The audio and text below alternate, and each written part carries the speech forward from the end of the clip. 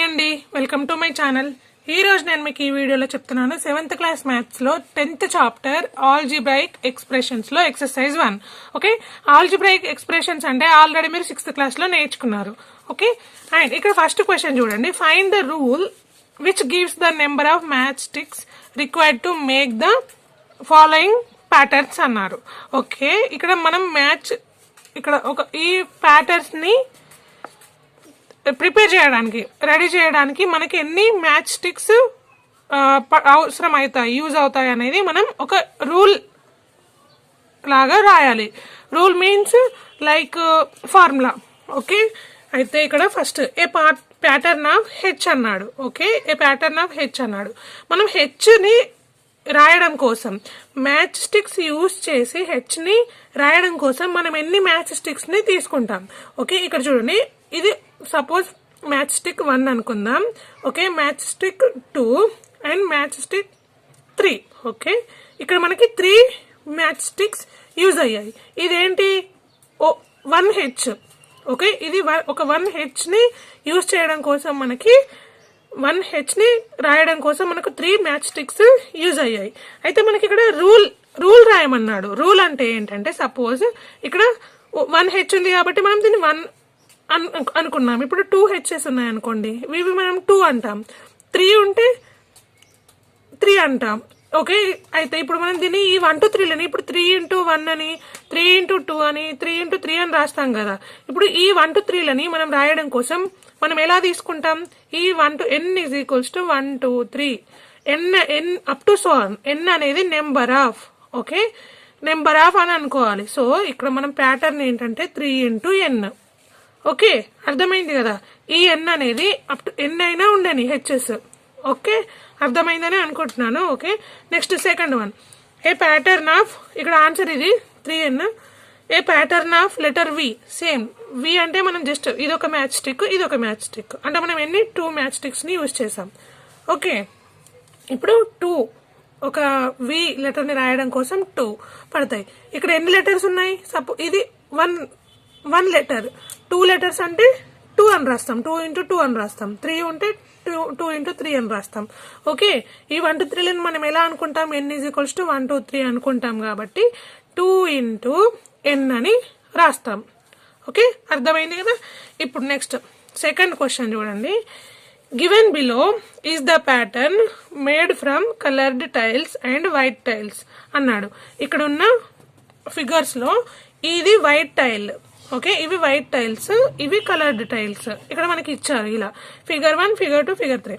Draw the next 2 figures in the pattern above అన్నాడు. Okay, same pattern లో next 2 figures ఏవైతే ఉంటాయో అవి రాయమన్నాడు. ఇక్కడ మిడిల్ లో ఉన్నది ఏంటి మనకి? ఫస్ట్ వన్, ఇది వైట్ టైల్. ఓకే, నెక్స్ట్ ఇవి దీనికి 4 సైడ్ ఉన్నవి ఏంటి? ఇవి కలర్డ్ టైల్స్. ఓకే, ఇది ఫస్ట్ వన్. ఓకే, దీనికి సేమ్ మళ్ళీ 1, ఇది ఈచ్ సైడ్ కి అగైన్ 1 టైల్ ని యాడ్ చేశారు వాళ్ళు సెకండ్ ఫిగర్ లో. ఓకే, అర్థమైంది కదా. ఇది 1 1 1. ఓకే, ఇది 2 2. ఇక్కడ 3, it side 3 tiles, all sides 4 sides 3 3 పెట్టారు. మనకి ఇక్కడ నెక్స్ట్ 2 రాయమన్నారు కదా. సో మనం ఏం చేయాలంటే, మీరు నీట్ గా డ్రా చేసుకోండి. ఓకే, నేను ఇక్కడ 4th వన్, మనకి ఇక్కడ ఫిగర్ 4 ఏమొస్తుంది? జస్ట్ ఇటొక టైల్, ఇటొక టైల్, ఇటొక టైల్, ఇటొక టైల్ యాడ్ చేస్తే నెక్స్ట్ ఫిగర్ వస్తుంది, అంతే. ఓకే, ఇది ఫిగర్ 4. ఇది ఒక ఫిగర్. అండ్ ఇంకొక ఫిగర్ ఎలా డ్రా చేస్తారంటే, ఇది మీరు షేర్ చేయండి, నేను షేర్ చేయట్లేదు. ఓకే, ఇది వైట్ టైల్. మనకి నెక్స్ట్ ఇవి 4 ఉన్నాయి, ఇప్పుడు 5 5 కావాలి. 1 2 3 4 5. ఓకే, 1 2 3 4 5, 1 2 3 4 5, 1 2 3 4 5. ఓకే, అర్థమైంది కదా. ఇవి మీరు షేర్ చేయండి. ఇది వైట్ టైల్. ఓకే, ఇప్పుడు ఇంతే answer. Draw the next figures in the pattern above అన్నాడు. సేమ్ ప్యాటర్న్ లో నెక్స్ట్ 2 ఫిగర్స్ ని డ్రా చేయమన్నాడు, అంతే. Next second one, fill the table given below and express the pattern in the form of and algebraic expression అన్నాడు. ఇక్కడ కింద ఇచ్చిన table ని ఫిల్ చేయమన్నాడు. ఇక్కడ ఫిగర్ 1 ఫిగర్ నెంబర్, ఇది ఫిగర్ 1, ఫిగర్ 2, ఫిగర్ 3, ఇది ఫిగర్ 4, ఇది ఫిగర్ 5. ఓకే, ఇక్కడ నెంబర్ ఆఫ్ కలర్డ్ టైల్స్ అన్నాడు. Okay, number of coloured tiles ఇక్కడ ఎన్ని ఉన్నాయి? ఫిగర్ 1లో 1, 2, 3, 4. సో ఇక్కడ మనకు 4 ఇచ్చాడు. తర్వాత సెకండ్ దాంట్లో కలర్ డీటెయిల్స్ ఎన్ని ఉన్నాయి? 1, 2, 3, 4, 5, 6, 7, 8. Okay, so answer is 8. Third ఫిగర్లో ఇది ఫిగర్ 3, 1, 2, 3, 4, 5, 6, 7, 8, 9, 10, 11, 12. ఇక్కడ 12. ఓకే, తర్వాత ఫోర్త్ వన్, ఇక్కడ ఫోర్త్ దాంట్లో మనకి ఎన్ని ఉన్నాయి కలర్ డీటెయిల్స్? 1, 2, 3, 4, 5, 6, 7, 8, 9, 10, 11, 12, 13, 14, 15, 16. ఓకే, 16. తర్వాత ఫిఫ్త్ వన్ దాంట్లో 1, 2, 3, 4, 5, 5 4s 20. ఓకే, ఇక్కడ 20 రాయండి. ఓకే, ఇలా మనం ఇంకొక రకంగా ఎలా రాస్తామంటే ఇక్కడ ఈచ్ ఫిగర్ లో 4 సైడ్స్ ఉన్నాయి. ఓకే, 4 సైడ్స్ ఉన్నాయి. 4 సైడ్స్ లో ఫస్ట్ ఫిగర్ లో ఒక్కొక్క 1 సైడ్. ఓకే, 4 సైడ్స్ లో ఒక టైల్. ఓకే, ఈచ్ సైడ్ లో ఒక టైల్ మనకి ఇక్కడ కలర్ డీటెయిల్. సో ఇలా దాన్ని మనం ఎలా రాస్తామంటే 4 × 1 4 అని రాస్తాం. ఇది ఫిగర్ 1. ఓకే, ఫిగర్ 2లో 4, దీంట్లో కూడా 4 సైడ్స్ ఉన్నాయి. కాకపోతే ఇటు సైడ్ 1 సైడ్ లో కలర్ డీటెయిల్స్ ఎన్ని ఉన్నాయి? 2 ఉన్నాయి. సో 4 × 2 8. ఓకే, థర్డ్ దాంట్లో ఎలా? సేమ్ 4 సైడ్స్, ఈచ్ ఒక సైడ్ కి 3 కలర్డ్ టైల్స్ ఉన్నాయి. Okay, 4 × 3 12. Okay, next fourth figure లో 4 సైడ్స్, 4 టైల్స్ కలర్డ్ టైల్స్, అంటే 4 × 4 16. ఓకే, ఇక్కడ 4 సైడ్స్ 5 కలర్డ్ టైల్స్, 4 × 5 20. ఓకే, అర్థమైంది కదా? నెక్స్ట్ వన్, థర్డ్ వన్, ఇక్కడ ఏమి ఇచ్చాడంటే fill the table given below and express the pattern in the form of an algebraic expression అన్నాడు. Same again ఇక్కడ కూడా మనం ఈ టేబుల్ ని ఫిల్ చేయాలి. ఫిగర్ 1. ఓకే, ఫస్ట్ ఫిగర్ ఇక్కడ ఏముంది? First figure okay, number of total tiles అన్నాడు. Okay, number of total tiles అన్నాడు. 4 సైడ్స్ కి okay 4 coloured tiles. Okay, 4 × 1 plus 1 ఏంటి మనకి? White tile. So 4 + 1 = 5. Okay, next 4 × 2 + 1 = 8 + 1 = ఎంత? 9. Okay, next 4 × 3 + 1 = 12 + 1 = 13. Same. Okay, next 4 × next figure లో okay 4 + 1 = ఇక్కడ మనం just white tile ని యాడ్ చేస్తున్నాం. ఓకే, 16 + 1 = 17. నెక్స్ట్ 4 × 5 + 1 = 20 + 1 = ఎంత? 21. Okay, this is the answer. Next third question చూడండి. Write the following statements using variables, constant and arithmetic operations అన్నాడు. Okay, variables ని constants ని యూజ్ చేస్తూ అర్థమెటిక్ ఆపరేషన్స్ ని మనం రాయాలి. ఓకే, ఇవేంటి? స్టేట్మెంట్స్ రూపంలో ఉన్నాయి. మనం వీటిని ఆపరేషన్స్ రూపంలో రాయాలి. ఓకే, ఇక్కడ 6 మోర్ దాన్ p అన్నాడు. అంటే ఏంటి? 6 కన్నా ఓకే 6 మోర్ దాన్ p అంటే p కన్నా 6 ఎక్కువ అని అర్థం కదా. అంటే సపోజ్ p ఇక్కడ ఒక సచ్ ఇది ఒక సపోజ్ దీన్ని 10 అనుకుందాం. p = 10 అనుకుందాం. సపోజ్ మోర్ దాన్ ఇక్కడ అంటే 6 ఇంకో 6 యాడ్ చేస్తే p కంటే 6 ఎక్కువ అన్నారు. సో మనం p కి 6 యాడ్ చేస్తే సరిపోతుంది కదా. దీన్ని మనం ఇక్కడ మనకి స్టేట్మెంట్స్ రూపంలో ఇచ్చాడు. మనం దీన్ని ఆపరేషన్స్ రూపంలో రాయాలి. 6 మోర్ దాన్ p అంటే p కి 6 ని యాడ్ చేయాలి, ఆర్ 6 కి p ని యాడ్ చేయాలి, అంతే. Okay, next second one, x is reduced by 4 అన్నారు. Okay, x is reduced by 4 అంటే రెడ్యూస్ అంటే ఏంటి? తీసేయడం. ఓకే, సో దీన్ని మనం ఎలా రాస్తాం? x - 4 అని రాస్తాం. ఓకే, x లో నుండి 4 తీసేయడం. అని అర్థం. థర్డ్ వన్, రెడ్యూస్డ్ అన్నా సబ్ట్రాక్టెడ్ అన్నా ఒక్కటే. సో ఇక్కడ 8 సబ్ట్రాక్టెడ్ ఫ్రమ్ వై అన్నాడు. అగైన్ అంటే వై నుండి 8 సబ్ట్రాక్ట్ చేశారనే కదా అర్థం.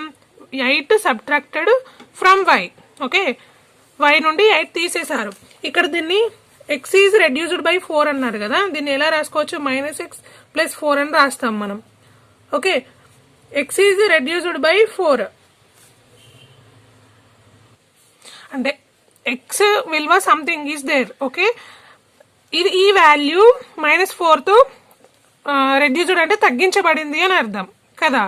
అంటే -4 తగ్గించబడింది. ఇక్కడ ఎక్స్ ఈజ్ ప్లస్ అన్నట్టే కదా. సో ప్లస్ ని ముందు రాసుకొని మైనస్ ని తర్వాత రాసుకోవడం వల్ల ఇలా x -4 అని రాశాను. ఓకే, క్లియర్ కదా.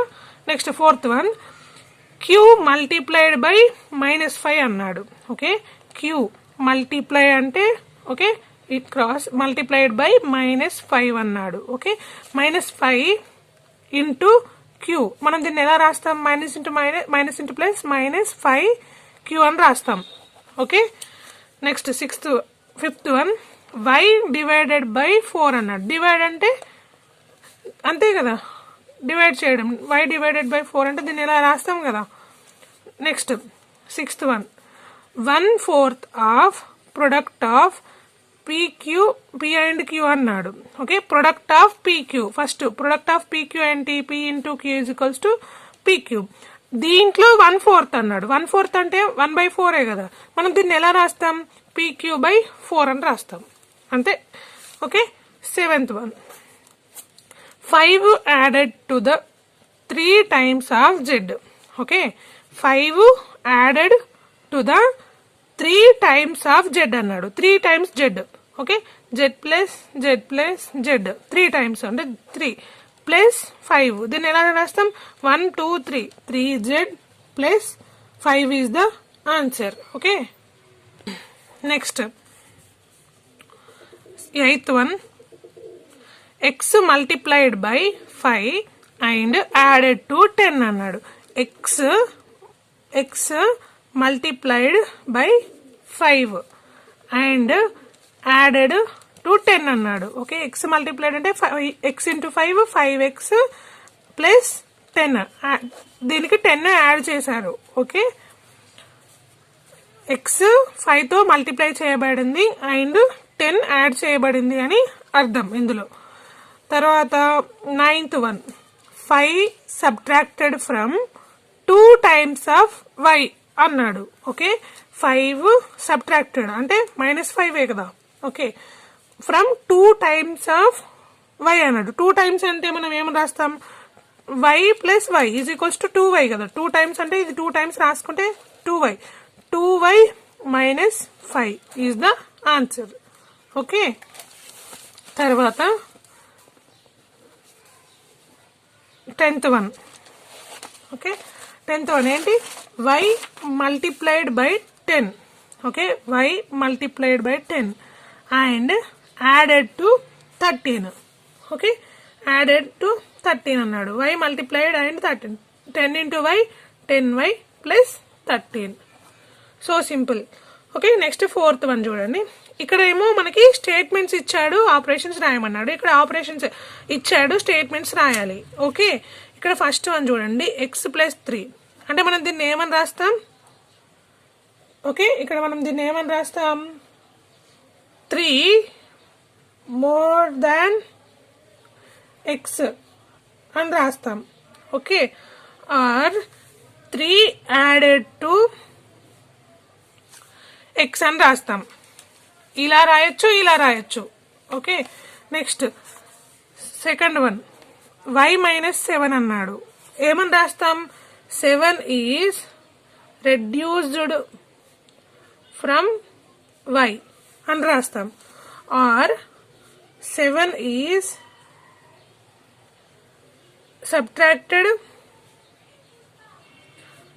ఫ్రమ్ y అని రాస్తాం. ఓకే, దీన్ని ఇంకో రకం కూడా రాయొచ్చు. y ఈజ్ రెడ్యూస్డ్ బై 7 అని రాయొచ్చు. Okay, y is reduced by 7 అని కూడా రాయొచ్చు. ఎలా అన్నా ఒకటే. 7లో నుండి వైని తీసేసిన వైలో నుండి 7 తీసేసిన same answer. Okay, next third one 10L. దీన్ని ఏమంటాం మనం? 10L. దీన్ని ఎలా రాస్తాం? 10 into L.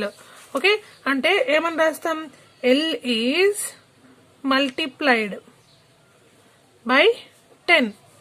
Okay, next fourth one x/5. అంటే x డివైడెడ్ బై 5 కదా.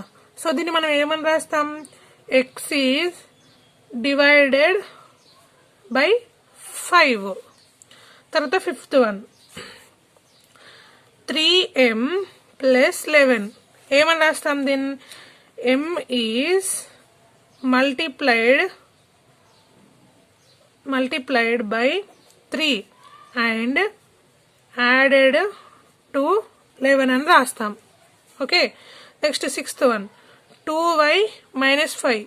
ఏమని రాస్తాం ఇక్కడ? y is multiplied by 2 and subtracted 5. Okay, దీన్ని ఇంకొక రకంగా రాసుకోవచ్చు.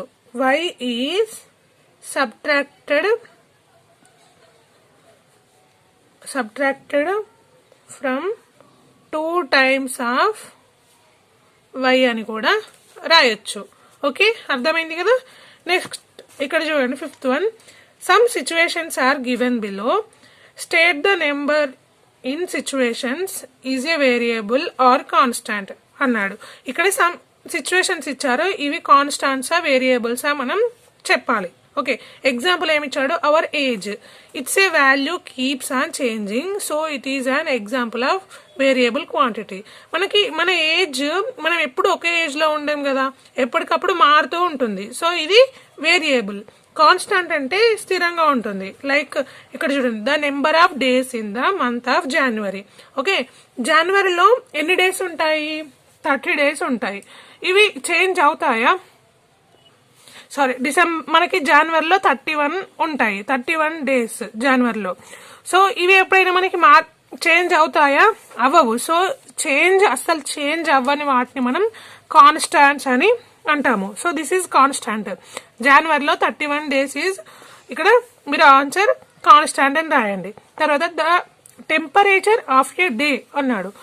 The temperature of a day అంటే మనం ఎర్లీ మార్నింగ్ లేస్తాం, 6 o'clock నుండి మనకి స్టార్ట్ అవుతుంది. టెంపరేచర్ మనం చేంజ్ అవుతూ ఉంటుంది. 7 o'clock కి, 7 కి, 8 కి, ఆఫ్టర్నూన్ 12 కి ఒక టెంపరేచర్ ఉంటుంది, మార్నింగ్ ఒక టెంపరేచర్ ఉంటుంది, ఈవినింగ్ ఒక టెంపరేచర్ ఉంటుంది. ఓకే, నైట్ ఒక టెంపరేచర్ ఉంటుంది. సో ఇది కాన్స్టాంట్ కాదు. సో దీన్ని మనం ఏమంటామంటే వేరియబుల్ అని అంటాము.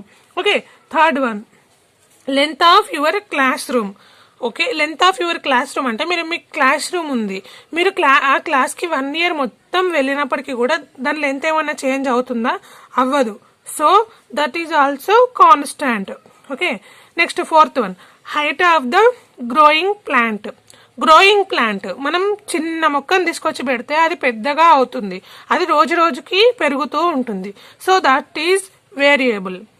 చేంజ్ అయ్యే వాటిని మనం వేరియబుల్స్ అని, అసలు చేంజ్ అవ్వకుండా ఉండే వాటిని మనం కాన్స్టాంట్స్ అని అంటాము.